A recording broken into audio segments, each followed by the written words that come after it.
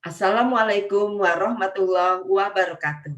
Apa kabar anak cerdas SMPN Negeri 12 Bekasi? Semoga kalian tetap sehat dan semangat ya. Berjumpa kembali dengan Ibu Tuti Budiarti dalam pelajaran Bahasa Indonesia. Selanjutnya, kalian akan belajar tentang teks cerita inspiratif. Kompetensi dasar yang akan kita pelajari adalah menelaah struktur dan isi teks cerita inspiratif. Tujuan pembelajaran kali ini diharapkan setelah mempelajari materi dan menonton tayangan teks cerita inspiratif, kalian mampu menelaah struktur dan isi teks inspiratif dengan tepat. Selanjutnya, kita simak pemaparan materi berikut ini. Apa yang kalian ketahui tentang teks cerita inspiratif?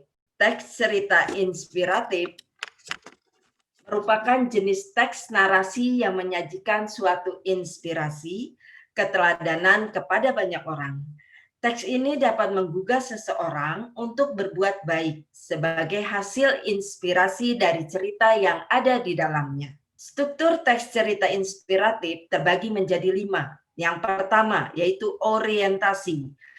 Orientasi ini pengenalan terhadap peristiwa, tokoh cerita, latar. Latar itu bisa latar tempat, bisa latar suasana, dan bisa latar waktu.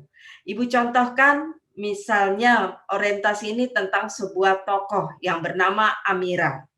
Dari orientasi menuju kepada perumitan peristiwa. Amira di sini mengalami sebuah masalah. Dia memiliki kurang rasa percaya diri. Sehingga di dalam diri Amira muncul sebuah perumitan masalah. Kemudian permasalahannya itu semakin memuncak menuju pada komplikasi. Komplikasi itu tempat kisah yang menjadi inspirasi. Dengan permasalahan yang dialami oleh Amira, Amira mencari jalan keluar supaya bisa diterima di lingkungan masyarakatnya. Kemudian Amira belajar lebih giat. Nah, hasil dari komplikasi terjadi resolusi, yaitu penyelesaian. Amira sudah bisa mengatasi permasalahan yang ada di dalam dirinya, sehingga Amira sudah mau membuka diri, mau bergaul dengan teman-temannya. Itu tahap resolusi. Dan yang terakhir adalah koda, yaitu tahap penutup, bisa berupa sebuah kesimpulan atau pesan moral dari apa yang sudah dialami oleh tokoh sebelumnya. Itulah struktur teks inspirasi, yaitu orientasi, perumitan peristiwa, komplikasi, resolusi, dan koda.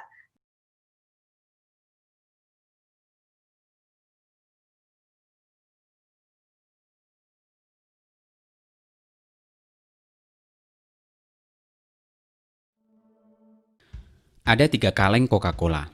3 kaleng itu diproduksi di pabrik yang sama, dibuat dengan bahan yang sama. Kemudian ketika tiba saatnya, datang sebuah truk ke pabrik membawa kaleng-kaleng Coca-Cola itu untuk didistribusikan ke banyak tempat yang berbeda.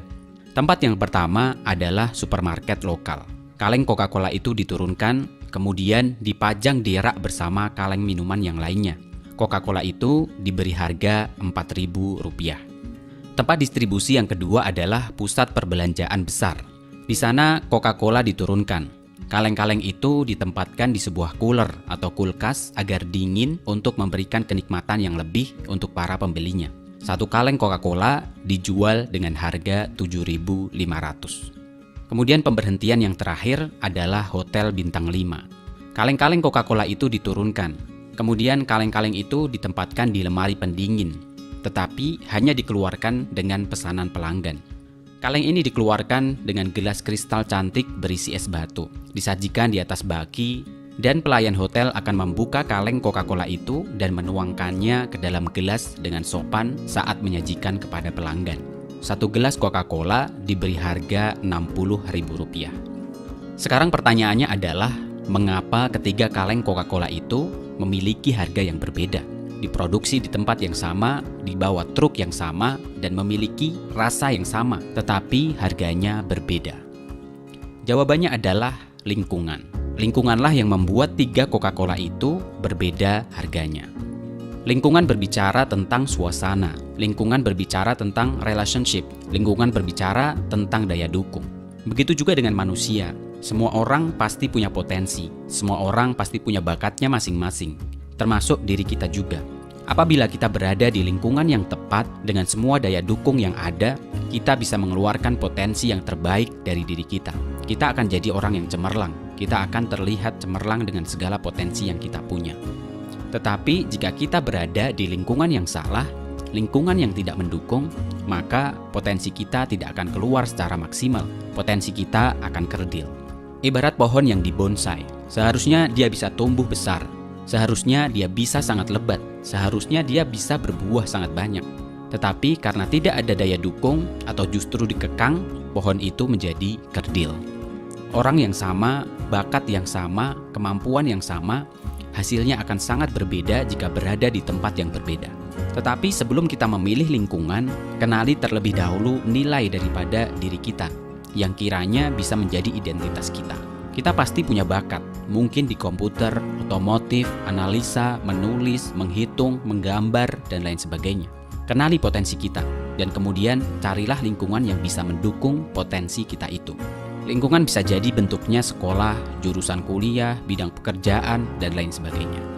Sekarang coba kita perhatikan di sekitar kita. Mungkin di sekitar kita ada banyak sekali orang yang berbakat pada hal yang tertentu. Misalnya bakat menggambar, bakat seni, bakat bernyanyi, dan lain sebagainya. Tetapi mereka belum menemukan tempat yang mendukung. Akhirnya mereka terpaksa bekerja di bidang yang sebenarnya bukan jiwa mereka. Hasilnya orang itu tidak begitu menikmati pekerjaan dia sekarang. Atau mungkin itu justru diri kita. Misalnya kita berbakat di bidang menulis tetapi harus bekerja sebagai pegawai bank misalnya. Atau kita berbakat di bidang otomotif, kita tahu betul tentang mesin, tetapi kita harus bekerja sebagai tukang masak di sebuah restoran misalnya. Memang itu adalah pilihan masing-masing individu. Memang kadang karena terdesak kebutuhan, kita harus mengambil segala peluang yang ada, meski harus mengorbankan idealisme, bakat atau skill yang kita miliki. Tapi paling tidak kita sadar, jadikan itu sebagai sebuah batu loncatan saja. Tetap lebih baik jika kita memiliki impian untuk bekerja di bidang yang kita sukai, di bidang yang kita punya potensi di situ, dan tentunya jika kita bekerja di situ, kita akan bahagia jika melakukan pekerjaan kita itu. Selamat mencari bakat dan potensi kita, dan selamat mencari lingkungan terbaik untuk diri kita, dan jadilah diri kita yang terbaik. Terakhir, yaitu setelah kalian menyaksikan sebuah tayangan video tentang teks cerita inspiratif, tentunya kalian harus ada sesuatu yang dikerjakan, yaitu berupa tugas. Tugas dari Ibu yaitu carilah satu cerita inspiratif dan tentukan struktur teks cerita inspiratif. Kedua, tugas ditulis di buku latihan dan kalian upload di GCR. Ketiga, tugas tidak boleh diketik. Dan yang terakhir, yang keempat, pengumpulan tugas tanggal 28 Februari 2021 pukul 13 waktu Indonesia bagian Barat. Nah, demikian harus pembelajaran bahasa Indonesia hari ini tentang teks inspiratif. Tetap patuhi protokol kesehatan, jaga kesehatan kalian, tetap semangat. Wassalamualaikum warahmatullahi wabarakatuh. Terima kasih, bye-bye.